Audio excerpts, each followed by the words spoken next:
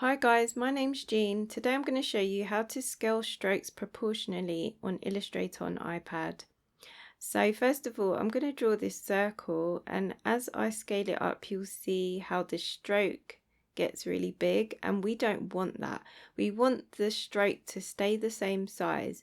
So I'm going to show you how to turn this off so that you'll get the stroke at the same size. So what you need to do, you need to go to the settings icon at the top, click on app settings, then toggle off scale strokes and effects, and you'll see now as I make this, okay, I'm just gonna do a new circle and change that to 12 points, and then as I make it bigger you'll see the difference.